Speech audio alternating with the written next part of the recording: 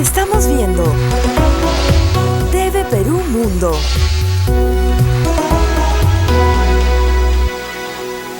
Dinero y sin dinero, hago siempre lo que quiero y mi palabra es la ley.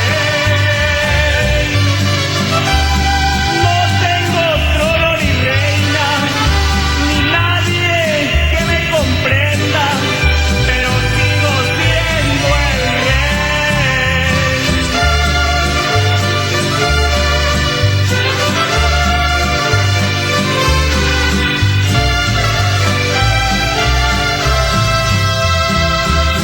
Una piedra del camino me enseñó que mi destino era rodar y rodar.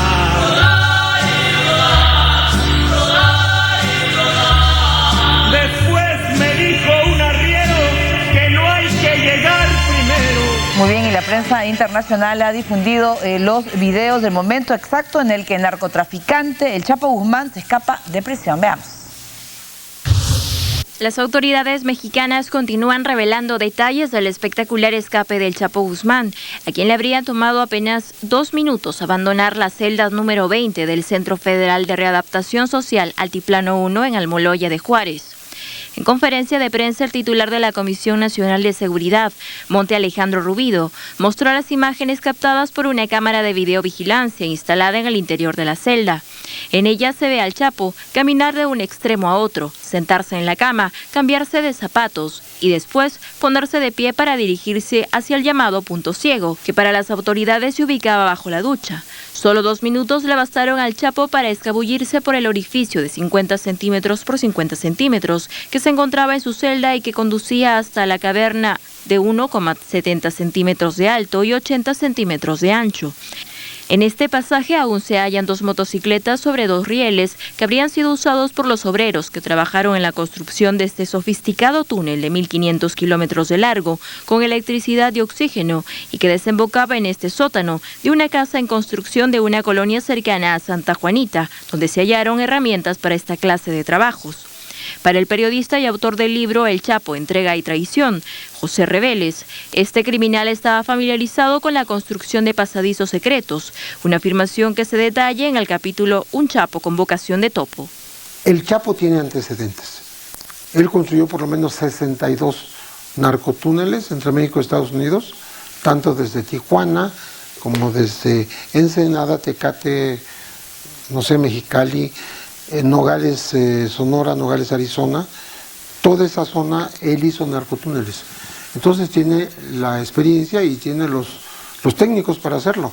Entonces sí es creíble la versión de la autoridad. El periodista se refirió también al cuidado que ahora en adelante tendrá Guzmán Loera para escoger su escondite. Es probable que jamás lo encuentren, si es que se refugia en algún área que les sea familiar, como el llamado Triángulo Dorado, compuesto por Chihuahua, Sinaloa, Durango, incluida la Sierra de Bayaraguato, puntualizó Reveles. Hasta ahora las autoridades solo hablan de la huida del capo narco, pero al menos otros 5 presos, que eran sus guardaespaldas, habrían escapado por el mismo túnel. Esta teoría la brindaron fuentes policiales que solicitaron el anonimato a una agencia de noticias local. Muy bien, esta fuga pues del Chapo, que para solamente como anécdota significa el chaparro, ¿no? El chiquito, ha ocurrido pues en una hora en la cual se supone que él se iba a bañar y simplemente parece que nadie estaba supervisando esa cámara de seguridad y se desaparece, ¿no? Ha dejado muy mal al gobierno de Enrique Peña Nieto y deja la sensación de que en México todo se compra. Todo tiene precio y el Chapo tenía todo el dinero necesario para comprarse la cárcel entera, ¿no? Y entonces todos, al final nadie vio, nadie escuchó nada y ahora va a resultar muy difícil que lo puedan atrapar.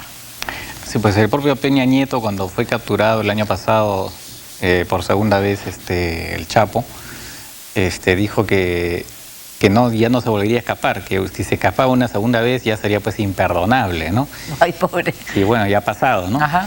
Y además, no solo eso, sino que Peña Nieto, desde que empezó su mandato, lo que él quiso era que su mandato fuera asignado, estuviera caracterizado no por las noticias del tráfico de drogas, por la violencia que había caracterizado el mandato de Calderón, sino por las reformas económicas que él quería hacer, o sea, un México que miraba hacia adelante.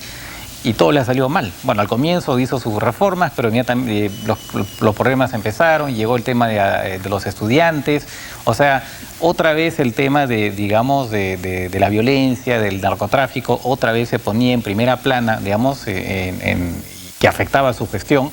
Después de los estudiantes pensó que ya el tema estaba quedando atrás, había lanzado una primera, digamos, ¿cómo se llama?, concesión petrolera, y de repente ocurre esto, ¿no? Entonces no le sale una, en términos, digamos, de tratar de cambiar la imagen, de México, ¿no?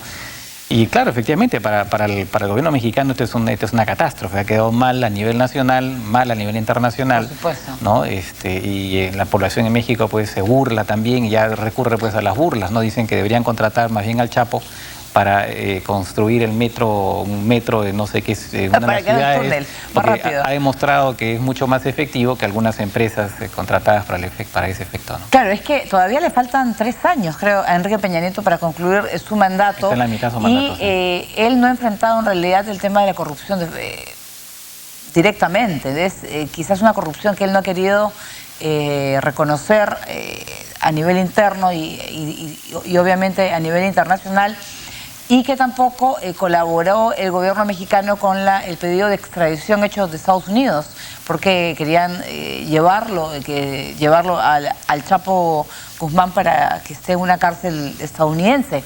¿Por qué no se hizo eso? ¿Por qué dejaron y simplemente se le escapó en las narices? Justamente Estados Unidos quería la extradición para evitar justamente que pasara finalmente lo que ha sucedido, ¿no? Y claro, esa es otra de las, digamos, aspectos que, digamos, afectan también la imagen de Peña Nieto, ¿no? No es que no quiera combatir la corrupción, pero el hecho es que en concreto no se avanza mucho, y esto pues digamos, como golpe a la imagen del gobierno, es una catástrofe, ¿no? Y efectivamente da la sensación de que la corrupción simplemente se está comiendo todo, ¿no?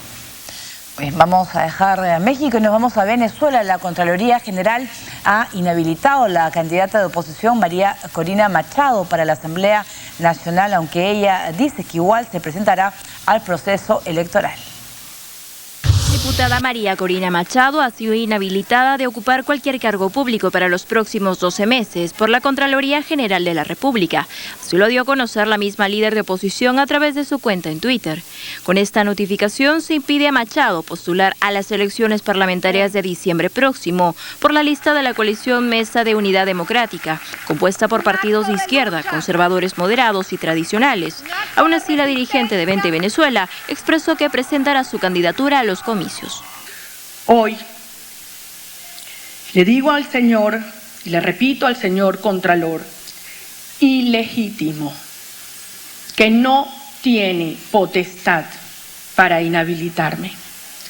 Y le digo al señor Maduro que estoy habilitada por los ciudadanos, por la soberanía popular, y que voy a postularme a la Asamblea Nacional. Sin embargo, la Contraloría General ha dicho que esta sanción tiene carácter administrativo y que obedece al presunto ocultamiento de algunos activos contemplados en la Ley contra la Corrupción. El organismo argumenta que Machado no declaró las prestaciones sociales y bonificaciones por alimentación en su etapa como diputada en el Congreso Nacional. Por otra parte, el también líder opositor Enrique Capriles presentó un plan económico para paliar los efectos de la volátil crisis económica venezolana. El 2 veces candidato presidencial y gobernador del estado de Miranda destacó la necesidad de refinanciar la deuda externa para evitar el incumplimiento de compromisos soberanos. Aquí sí hay que sentarse de inmediato a buscar mejores condiciones para el pago de la deuda externa venezolana. Yo sí lo creo. Aquí, en términos de las obligaciones que nosotros tenemos, incluso, y eso lo puede profundizar José Guerra, en términos de la liberación de recursos que podemos liberarnos si nosotros hacemos un tema de canje allí, de mejora de las condiciones de nuestras obligaciones. La nación bolivariana debe pagar unos 6.400 millones de dólares en intereses y vencimientos de una deuda externa, más un 40% de reservas internacionales para este año. A esto se suma que para el 2016 y 2017 el país tendrá que abonar unos 10.000 millones de dólares anuales por servicio de deuda externa. Pese a todo, el presidente Nicolás Maduro ha reiterado que cumplirá con sus compromisos y que los rumores de futuros incumplimientos forman parte de una campaña de desprestigio. Muy bien, pues María Corina Machado está muy molesta por esa decisión, pero al parecer pues no va a poder presentarse a las elecciones estas legislativas, ¿no? Entre la Asamblea Nacional. ¿Qué va a pasar? Porque es un golpe a la oposición y un golpe pues que buscaría pues que no tengan todo el apoyo popular como se está pensando. Bueno, eso es difícil. Yo no, digamos, es el golpe a una figura de la oposición, pero digamos que esto vaya de a influir o a disminuir las posibilidades de la oposición en las elecciones, no creo, ¿no? Lo que importa aquí es que finalmente, en el caso que finalmente impidiera, que el Tribunal Electoral impidiera que ella se presentara, de todas maneras, la gente, digamos, que ya no, digamos, sus seguidores, sus seguidores, la oposición, votarán pues por quien la reemplace, ¿no? Entonces, eso yo no creo que tenga un impacto a ese nivel, ¿no? Claro, obviamente ahí ya la sacan del juego, ¿no? Habrá que ver qué decide el Tribunal Electoral, pero como se sabe, el Tribunal Electoral tiene, digamos, actúa en función de lo que dice el gobierno. Lo más probable es efectivamente que no le permitan presentarse, ¿no? Muy bien, ahora nos vamos a Bolivia. Se han reportado enfrentamientos luego que un grupo de manifestantes del Comité Cívico Poto